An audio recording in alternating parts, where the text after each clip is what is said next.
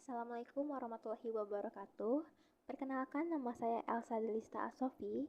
Saya merupakan mahasiswi Universitas Ibnu Sina dengan NPM 24105520169 dari kelas 3F Prodi Teknik Informatika. Pada kesempatan kali ini, saya akan menjelaskan sebuah materi mengenai klasifikasi perangkat keras dan siklus kerja komputer, di mana dalam video ini saya akan memecah perangkat keras menjadi 4 kategori utama atau yang sering disebut juga sebagai hardware, dan memahami bagaimana cara siklus kerja hardware ini menjadi satu kesatuan yang utuh. Perangkat keras terbagi menjadi 4 kategori utama. Yang pertama adalah input device atau perangkat masukan, di mana input device ini bisa dikatakan juga sebagai mata dan telinga sebuah komputer, karena input device menerima data dan perintah dari pengguna lalu mengubahnya menjadi sinyal digital yang dapat dipahami oleh sebuah sistem.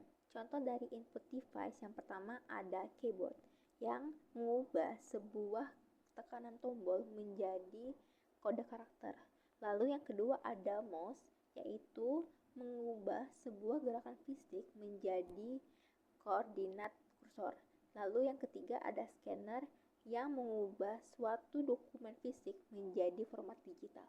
Data yang sudah dimasukkan kemudian akan diteruskan ke kategori kedua, yaitu processing device atau perangkat pemrosesan, di mana disebut juga sebagai otaknya komputer. Elemen utamanya adalah CPU atau Central Processing Unit yang bertindak sebagai mengeksekusi instruksi dan melakukan perhitungan, serta RAM atau Random Access Memory yang bertindak sebagai memori kerja sementara dengan kecepatan tinggi. Lalu fungsinya adalah CPU ini akan mengambil instruksi dari RAM, lalu memproses data mentah tersebut. Nah, RAM di sini berfungsi sebagai meja kerja cepat bagi CPU. Semakin besar dan semakin cepat, maka semakin banyak juga tugas yang dapat dikerjakan CPU secara bersamaan tanpa harus mengambil data dari penyimpanan yang lebih lambat. Setelah diproses, data perlu ditampilkan. Disinilah peran perangkat keluaran atau output device, di mana disebut juga sebagai suara atau wajahnya komputer. Fungsinya adalah menampilkan hasil olahan data kembali kepada pengguna dalam bentuk yang dapat dipahami.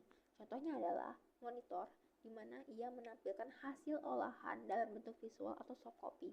Kemudian ada printer, yaitu mengubah menjadi bentuk fisik atau hard copy, dan juga speaker mengubah sinyal digital menjadi gelombang suara.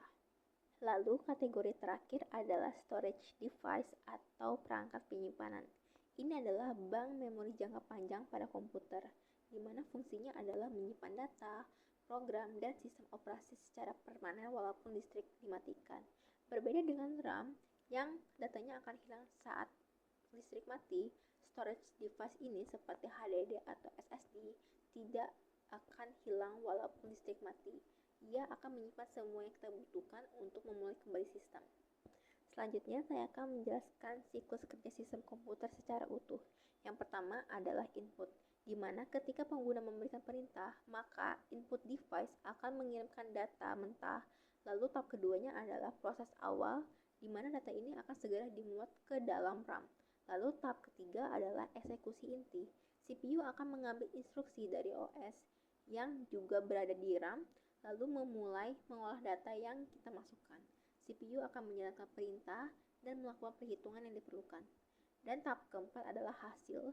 Setelah pemrosesan, hasilnya akan dikirim kembali ke RAM. Lalu tahap yang kelima adalah penyimpanan dan output.